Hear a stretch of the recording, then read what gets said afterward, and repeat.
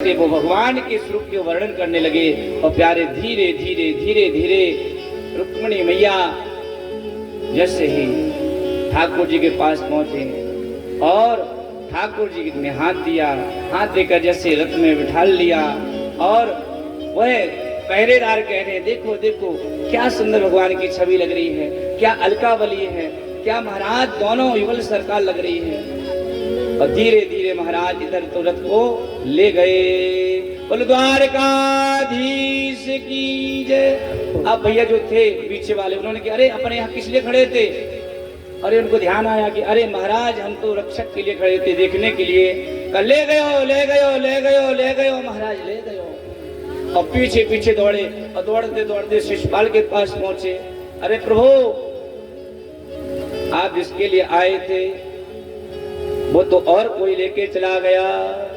अब तो शिषपाल होने लगा कि महाराज मैंने कितना हजारों का तो महाराज फेशियल करवाया था, लाखों के तो महाराज कपड़े पड़े पहने थे और भाभी ने बड़े प्रेम से काजल लगाया था और भाभी के पास जाएंगे तो क्या मुख दिखाएंगे।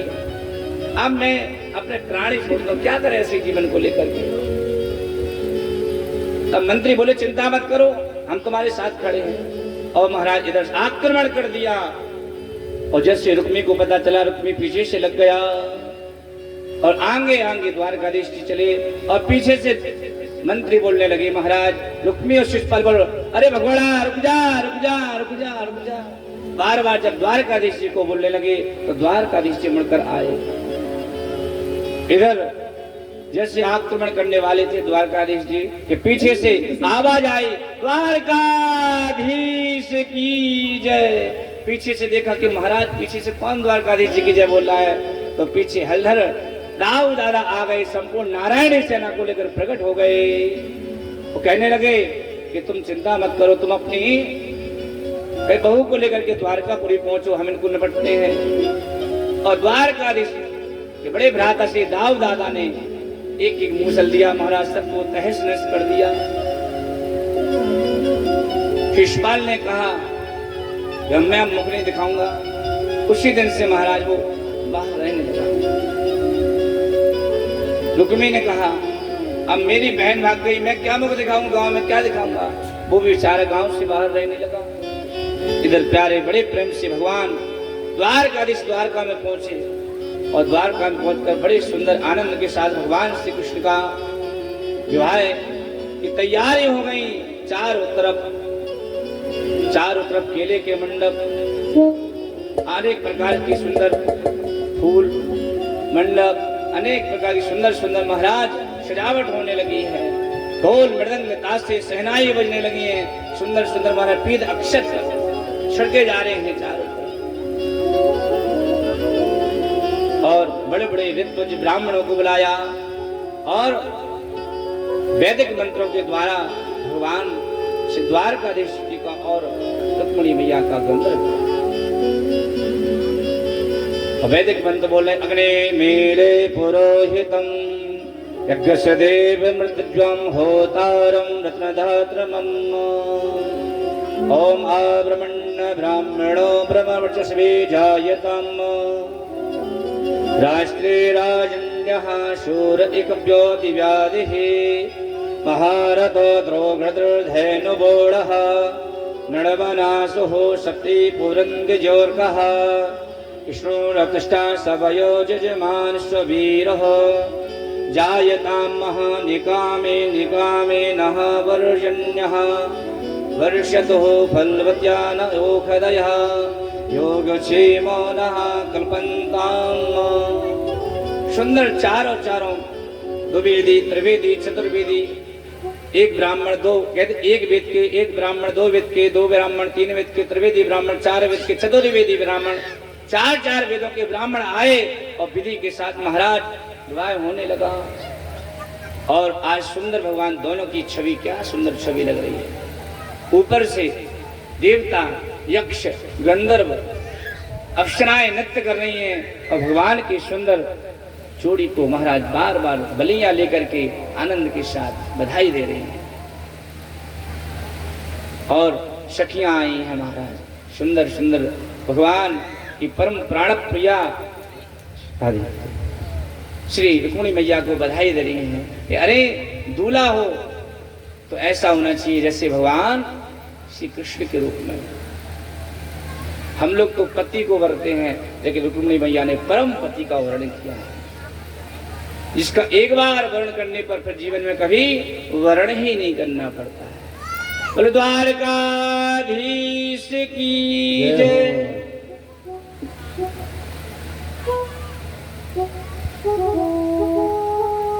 और महाराज सुंदर भगवान की अलौकिक लीलाओं को देखते हुए भगवान का ये प्रथम विवाह श्री द्वारकाधीश जी के साथ हुआ।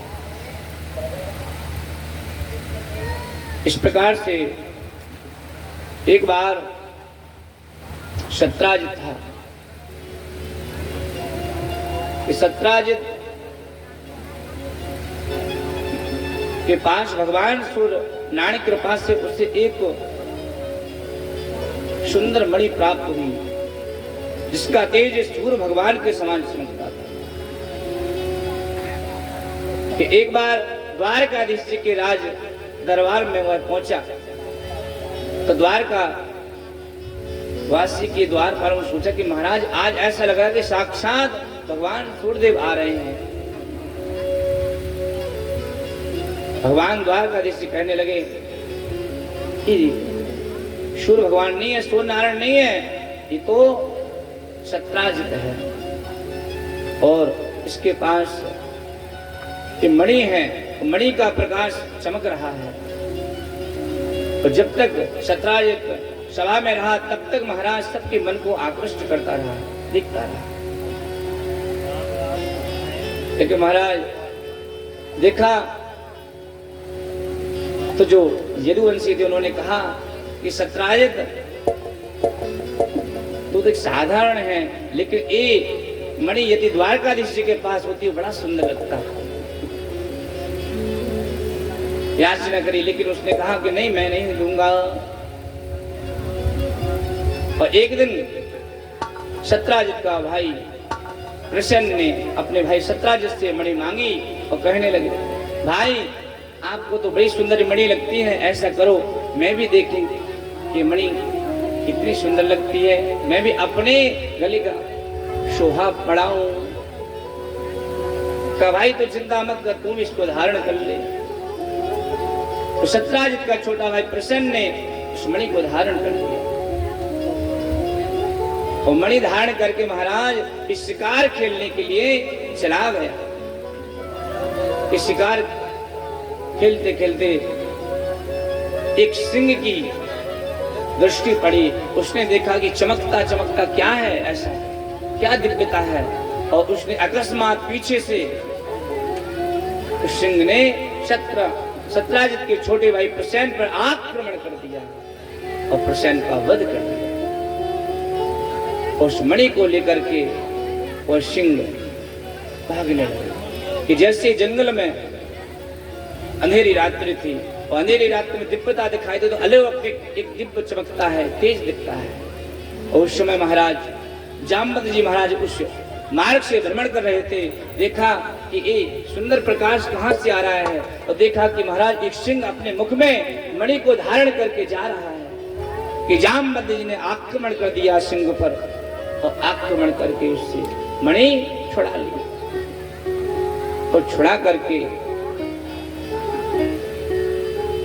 अपने गुफा में गए और अपने पुत्री जामवती को मणि दे दी। इधर सत्राजित को पता चला कि एक दिन हो गया, 2 दिन हो गया, मेरे भाई का पता नहीं चल रहा है कि मेरा भाई कहाँ है। तो इधर उधर कहने लगा कि मुझे ऐसा लगता है कि द्वारकाधीश जी ने ऐसा तो नहीं किया कि यदुवंशों के गोपनीय कुचक्र से मेरे भाई को मरवा दिया हो और मणि को ले लिया हो। अब करने करने जपंजना और धीरे धीरे ये बात कानों कानों द्वारकाधीश जी के पास पहुंची। तो सत्राजित की पत्नी थी, वह अपने पड़ोसन से कहने लगी कि मेरे पति से एक दिन यदुवंशियों ने मणि को मांगा था, लेकिन हमारे स्वामी ने मना कर दिया। मुझे ऐसा लगता है कि द्वारकाधीश ने हमारे देवर को मरवा कर मणि को ले लिया। लेकिन सुनो बहन, मैं आपको बता रही हूँ, ये बात और किसी को मत बताना। और भैया, माताओं के पास एक विशेष गुण है जी, कि कोई बात विशेष बता दो तो महाराज इनके पेट में बात नहीं बसती है। और एक बात फैलते फैलते द्वारकाधीश जी के पास पहुंची, और द्वारकाधीश जी को पता चला कि तो मुझे कलंक लग गया। कहा इस कलंक से कैसे हो रहा।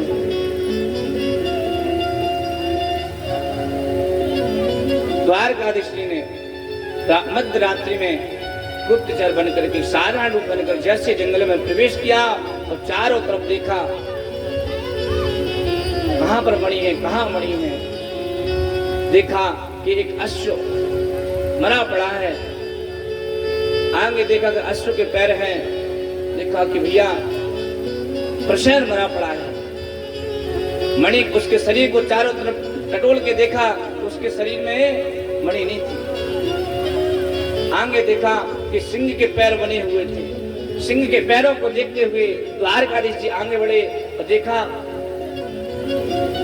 कि सिंह बना पड़ा है। और आगे देखा कि भालू के पैर हैं। भालू के पैरों को देखते देखते द्वारकाधीश जी उस गुफा में प्रविष्ट हो गए। वो गुफा में देखा कि एक सुंदर तरुणी मणि से क्रीड़ा कर रही, खेल रही है। और उस कन्या ने देखा द्वारकाधीश को, और महाराज वो चिल्लाने लगी, क्योंकि कोई भैया नया व्यक्ति हमारे घर में आता है ना, तो हम लोग डर जाते कि भैया कौन आएगा, न जानते न पहचानते कौन है। जैसे उसने आवाज लगाई, बचाओ, कौन आ गया पता नहीं। और जैसे ही जामवंत ने सुना, हमारा पीछे से आकर के एक द्वारकाधीश जी पर एक मुक्का जड़ दिया।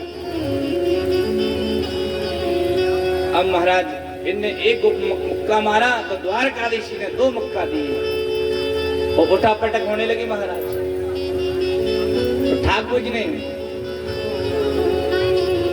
इतना महाराज उठा पटक के एक हड्डी जामवंत जी की ढीली कर दी।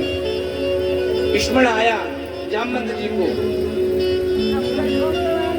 त्रेता युग की बात है, त्रेता समय की, जब भगवान श्री राघवेंद्र सरकार ने रावण का वध किया, आदि राक्षसों का वध किया, तब सबसे पूछा कि भैया तुम्हारी क्या क्या इच्छा है।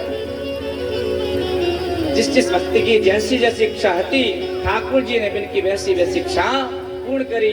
जैसे जामवंत जी से पूछा कि आपकी क्या इच्छा है, कहा कि प्रभु हमारी एक ही इच्छा है कि हमारे हाथों में खुजली हो रही है। क्या हो रही है? खुजली।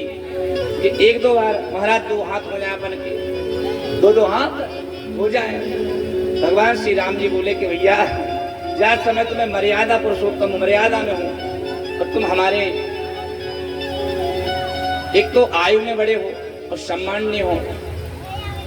यदि आपकी इच्छा है तो मैं आपकी जो खुजलाहट है वो द्वापर युग में आकर के दूर कर देंगे। इधर जामवंत जी समझ गए कि हमारे भैया साक्षात श्री राघवेंद्र सरकार ही प्रकट हो गए। बोलो राघवेंद्र सरकार की जय, श्री द्वारकाधीश की। जामवंत जी कहने लगे महाराज बताओ प्रभु क्या स्वागत करें। द्वारकाधीश जी बोले भैया 26 दिन होगा, 26 दिन से स्वागत ही कर रहे हो आप हमारा। अब एक बात सुनो कि हमें कलंक लग गया है। 17 जितने कलंक लगा दिया है कि द्वारकाधीश जी ने हमारे छोटे भाई प्रसन्न को मार करके मणि को चुरा लिया है। अब ऐसा करो कि ये मणि मुझे दे दो जिससे हम कलंक से मुक्त हो जाएं। जामवंत जी बोले महाराज आप मुझे क्षमा करें, ये मणि तो मैंने अपनी पुत्री को दान कर दी है। अब ऐसा करो कि आप हमारी पुत्री के साथ विवाह कर लो। भगवान द्वारकाधीश जी बोले सोहम कार्यम शीघ्रम कुर्यात्, शुभ कार्य को शीघ्र से शीघ्र कर लेना चाहिए। और बड़े प्रेम से आनंद के साथ जामवंती के साथ सुंदर दूसरा विवाह हुआ। और देखिए अब सोचो जामवंत जैसे थे जैसे जामवती थी, विवाह करके जैसे महाराज द्वारकापुरी में ले गए। और एक बात क्या बताएं कि हम ले तो चल रहे अपना, पहले तो घूंघट डाल के चलो, और एक गोपनीय कक्ष में एक विशेष भवन बनवाया, इसमें अंदर रहना है, और जब तक हम ना कहें तब तक इसमें से आपको नहीं निकलना है। ठीक है स्वामी जी। अब जैसे ही भैया रुक्मिणी को पता चला कि द्वारकाधीश जी का दूसरा विवाह हो गया है, अब भैया दूसरी रानी देखे तो पता, हर आदमी देखना चाहता है। कहा कि प्रभु आप आए और झट से इसमें क्या है, कि एक आपकी दूसरी दासी के रूप में ले आए हैं। कहा दर्शन तो कराओ। उन्हें ऐसे दर्शन नहीं होंगे, वो बहुत विश्वमोहिनी है। अच्छा, एक बार दर्शन तो कराओ। उन्हें हम क्या करा उसी से पूछो।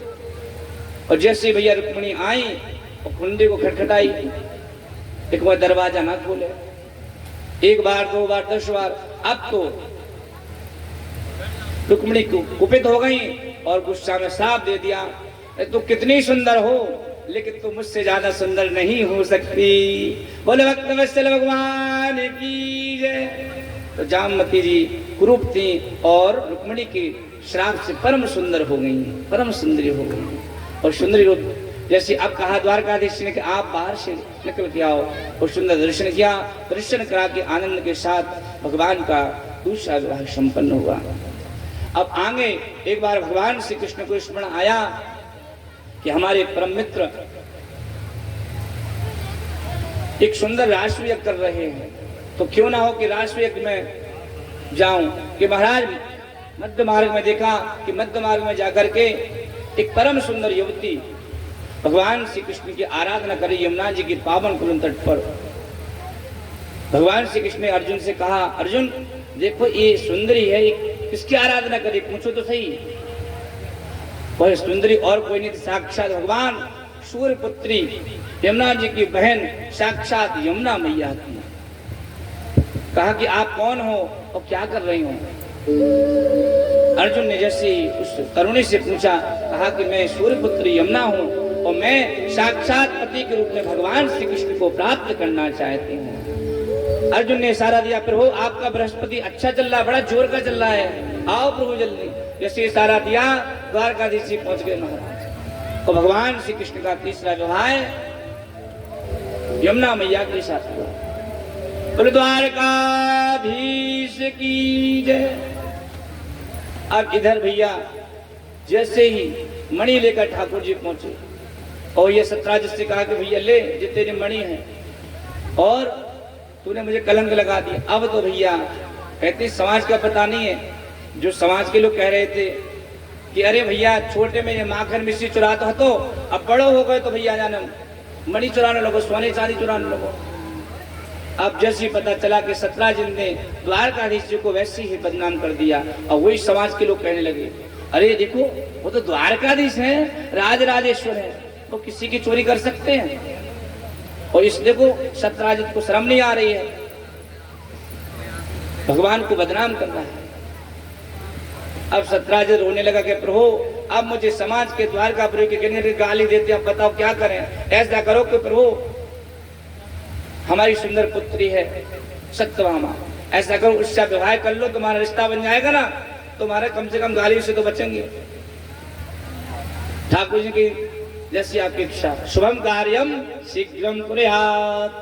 महाराज चौथा विवाह सत्यभामा के साथ हुआ।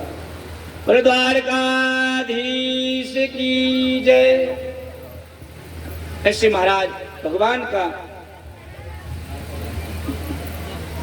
एक वृंद अरविंद दो भाई थे, इनकी बहन का नाम लक्ष्मणा था, और इनके पास इनके 7 घोड़े थे, 7 बैल, और इनकी शर्त थी कि जो एक बार में 7 बैलों को नाद दे उसके साथ हम अपनी बहन का विवाह करेंगे।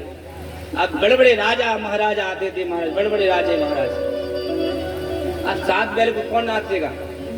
जैसे नाचने जाते थे महाराज सिंह उठा के फेंक देते थे। द्वारकाधीश जी ने 7 रूप धारण करे, और 7 रूप धारण करके महाराज 7 बैलों को नाद दिया, और नाद करके महाराज लक्ष्मणा के साथ विवाह कर लिया। ठाकुर जी का 5वां विवाह। इस प्रकार से एक मित्रविंदा के साथ, लक्ष्मणा के साथ, भद्रा के साथ, इस प्रकार से भगवान के 8 विवाह संपूर्ण। बोलो द्वारकाधीश की जय हो। यहाँ पर राष्ट्रीय यज्ञ होने वाला था कि राष्ट्रीय यज्ञ से संदेशा आया नारद जी ने कि आप कोई दुष्ट स्मरण कर रहे हैं कि इधर जरासंध ने राजाओं को बंदी बना रखा था। द्वारकाधीश ने सोचा कि राष्ट्रीय यज्ञ में जाऊं, यहाँ राजाओं को मुक्त कराऊं, क्या करूं? कहा ऐसा करो कि पहले राष्ट्रीय यज्ञ में जाना चाहिए। यज्ञ में जाएंगे तो राजा तो अपने आप आएंगे। राष्ट्र यज्ञ के लिए प्रस्थान किया और महाराज राष्ट्र यज्ञ में बड़े बड़े राजे महाराजे आए और उसमें बुआ जी के पुत्र श्री शिशुपाल जी आए। अब वहां पर एक मीटिंग रखी गई कि मुख्य अतिथि किसको बनाना चाहिए। भीष्म पितामह, द्रोणाचार्य, अर्जुन, नकुल, सहदेव सबका प्रस्ताव था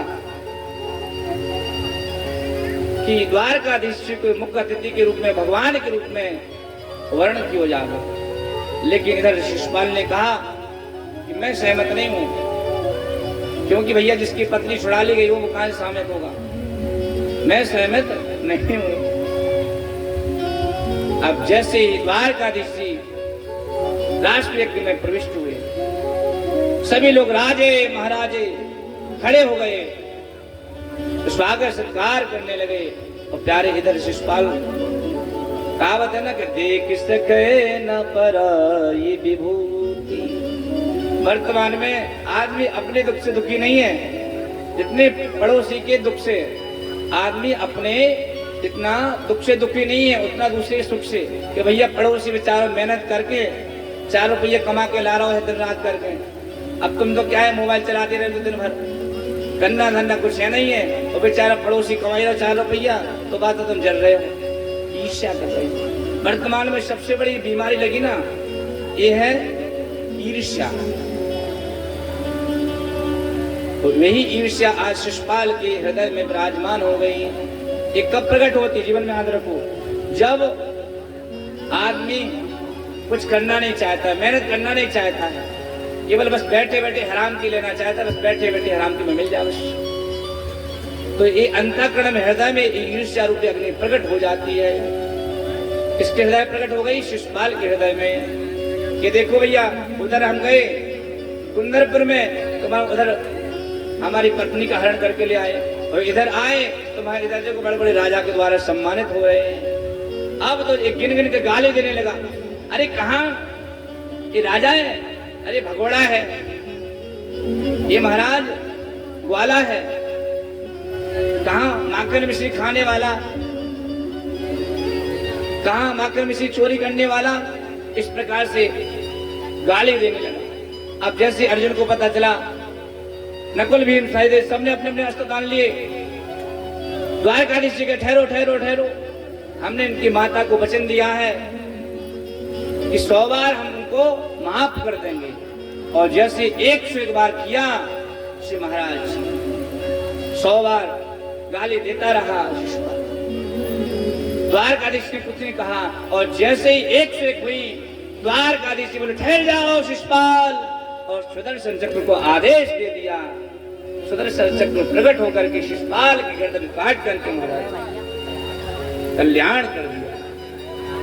बोल द्वारकाधीश की जय हो। अब जितने भैया शिशुपाल के साथ में हत्या, दुर्योधन और देव, सब सटक पड़क, सब शांत हो गए। ऐसा ना हो कि भैया जैसे इनके साथ हुआ हमारा, वैसे हमारे साथ हो जाए।